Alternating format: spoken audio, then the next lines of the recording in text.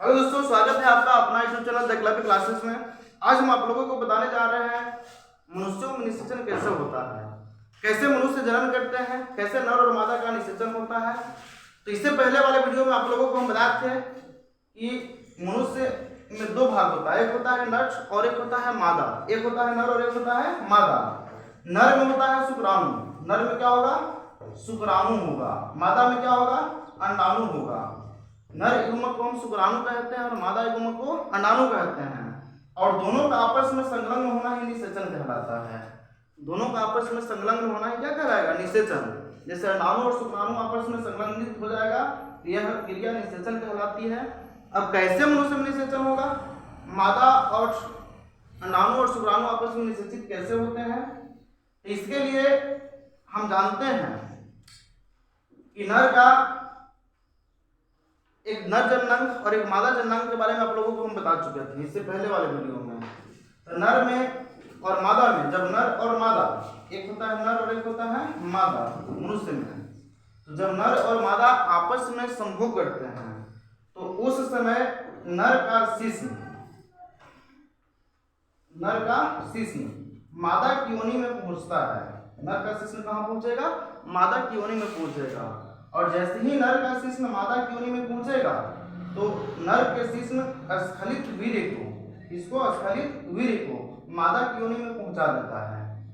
जैसे ही संभव होगा शिश्न योनि में पहुंचेगा तो उसी समय वीर्य स्खलित वीर्य योनि में पहुंच जाएगा। और योनि में जैसे ही पहुंचेगा तो वैसे ही योनि में वीर्य में हम बताते हैं शुक्राणु होते हैं। क्या होते हैं? शुक्राणु। यह शुक्राणु पूंछ की गति की सहायता से, किसके सहायता से? पूंछ की गति की सहायता से। पूंछ की गति की सहायता से कहाँ पहुंचेगा? फैलोपियन नालिका में। यह पहुंच जाएगा पूंछ की गति की सहायता से शुक्राणु फैलोपियन नालिका में।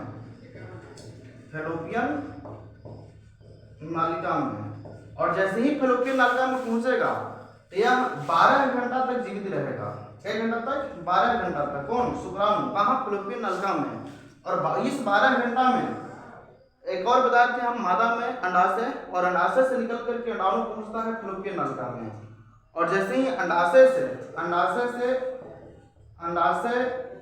से कौन निकलेगा? अंडाणु निकलेगा और पहुंचेगा फैलोपियन नालिका में।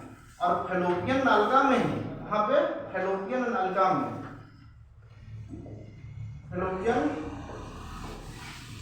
में अंडाणु और शुक्राणु दोनों पहुंचेगा।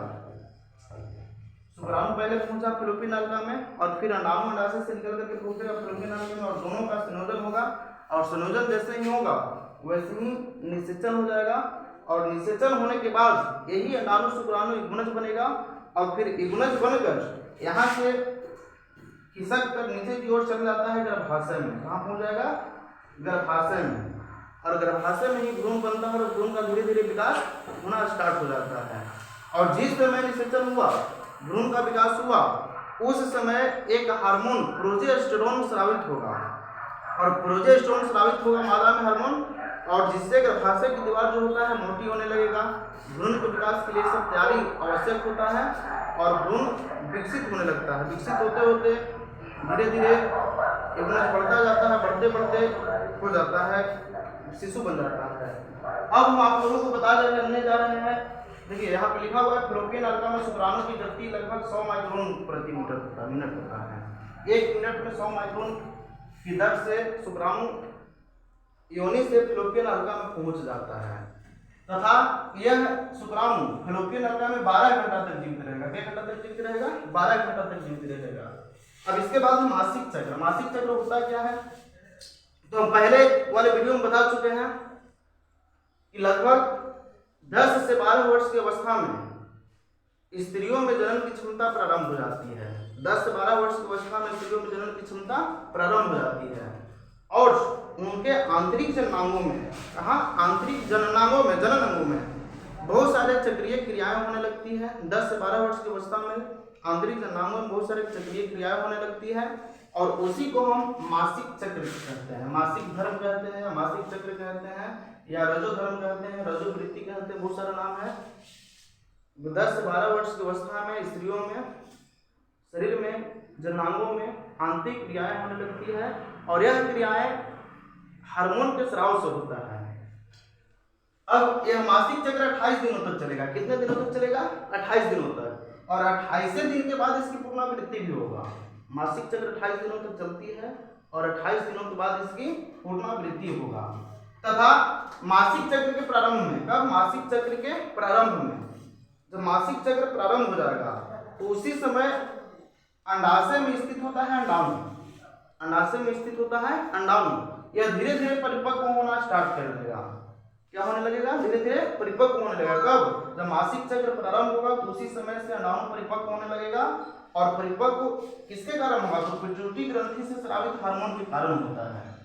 जैसे मासिक चक्र प्रारंभ हुआ वैसे ही एक पिट्यूटरी ग्रंथि से हार्मोन स्रावित होता है और इसके कारण अंडाणु परिपक्व होने लगता है। और उसी समय अंडाशय में एक एस्ट्रोजन भी निकलता है।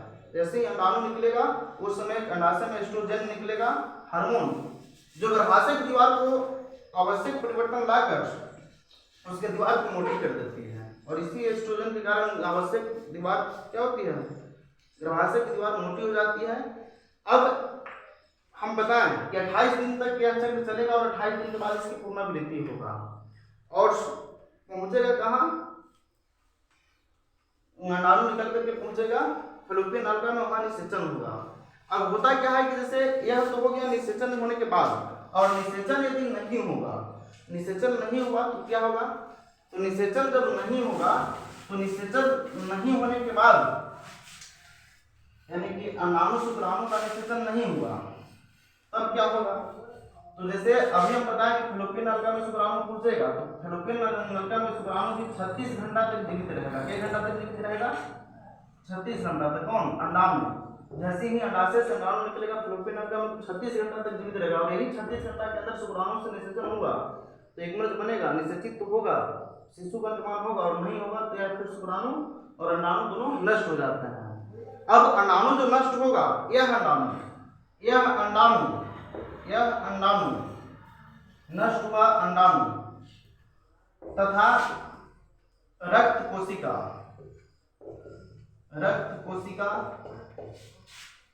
अंडाणु हो गया, रक्त कोशिका हो गया, फोलिकल हो गया और अन्य पदार्थ शरीर से स्राव के रूप में बाहर निकलने लगता है।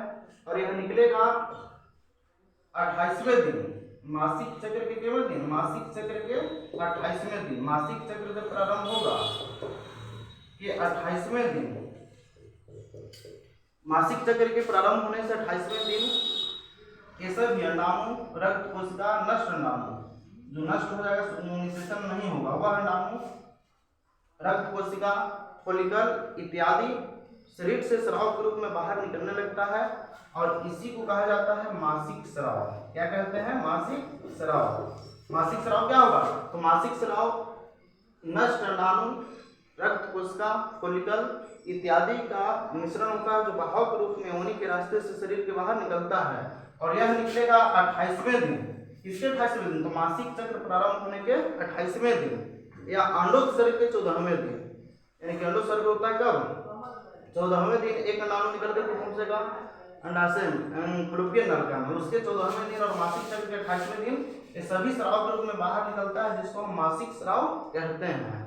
और यदि निषेचन हो गया तो निषेचन होने के बाद चला जाएगा गर्भाशय में, गर्भाशय में उसका विकास होगा, धीरे धीरे विकसित होगा और विकसित होते होते युग्मनज बनेगा, युग्मनज से भ्रूण बनेगा, भ्रूण से हार्मोन की सहायता से विकसित होकर के बच्चा और शिशु बनेगा और शिशु 9वें महीने में उसका जन्म होता है। और इस प्रकार से मादा में जनन क्रियाएं संपूर्ण होती है और जनन क्रिया संपूर्ण होने के बाद शिशु का निर्माण होता है।